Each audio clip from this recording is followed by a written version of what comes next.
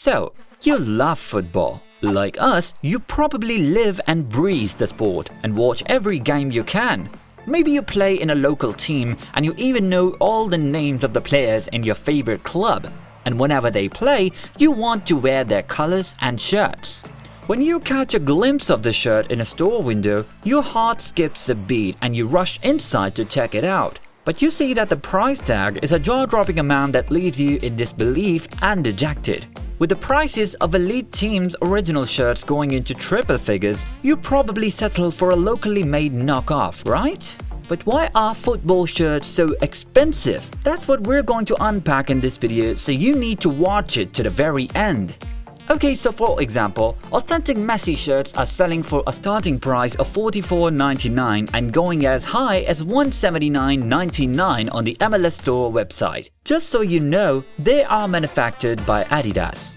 And that's not all. It's been confirmed that the brand and even Nike and Puma have increased kit prices for the 23-24 season. So that's a heads up for football lovers who are planning on buying their players' or teams' shirts. Adidas authentic kits are getting the biggest price hikes from €140 to €160. That's a 14.3% increase from the last season when they cost €140. Yikes! And while Puma is still charging €140 for its premium collection as before, Nike set its kit prices for the new season at €150.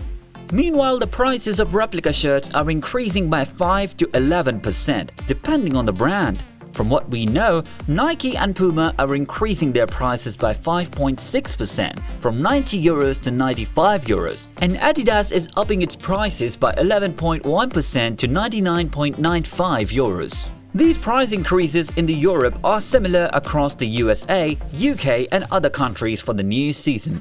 Although for now, we don't have a complete list of the final prices in the UK and USA. What we're telling you has been confirmed from parallel price increases for the first 23 to 24 products in both regions. So, are greedy club owners and manufacturing brands ripping us off? It's a bit more complicated than that. At a time when global inflation is already insanely high, it would seem like both ticket and shirt prices would be driving away a large proportion of the public. But no. The price hikes probably do not come as a surprise to fans, as practically all goods have become more expensive in the past 3 years on account of the pandemic, and especially since the Russian-Ukraine war. And although there are several other cost-affecting factors that we are going to look at in just a bit, the main reason why, despite all of them, authentic football shirts are still on the market is because they are still in incredibly high demand by fans, which allows clubs and manufacturers to set their prices accordingly. At such eye-watering prices, they've got to be top quality, especially if they're the ones the players themselves wear. And of course, die-hard fans want to wear the exact same shirts as their idols, so the material is the same. Authentic football shirts aren't your regular t-shirts. They undergo rigorous testing to withstand the wear and tear conditions on the pitch, from player collisions, falls, and shirt grabs to intense sweat sessions. So the materials used need to be durable, breathable, and flexible, which comes at a higher cost. Next up is the design and technology that goes into creating these shirts. Football teams spend a significant amount every season on research and development, ensuring the shirt reflects their brand, history, and culture. They collaborate with designers to create cutting-edge designs and incorporate the latest technologies like moisture-wicking fabrics and advanced stitching techniques. The prices of both authentic and replica football shirts are also influenced by the club and the manufacturing brand. The Daily Mail reported in July that all the 10 Premier League clubs that announced their replica shirt prices for next season have hiked prices by between 9 and 14%. Arsenal and Manchester United shirts have gone up to £70 to £80, and Tottenham has raised its prices by £5 year on year to £80.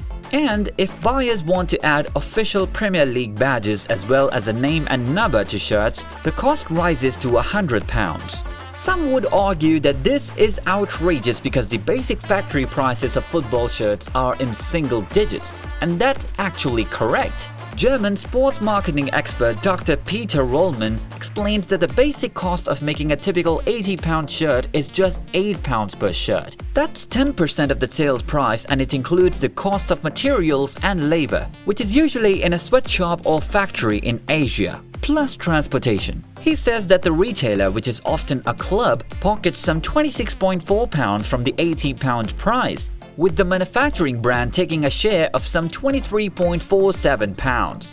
On top of that is the value-added tax or VAT of £13.33, with the club receiving a £4.8 license fee per shirt. Plus, £2.4 per shirt is spent on marketing and another £1.6 is for local distribution.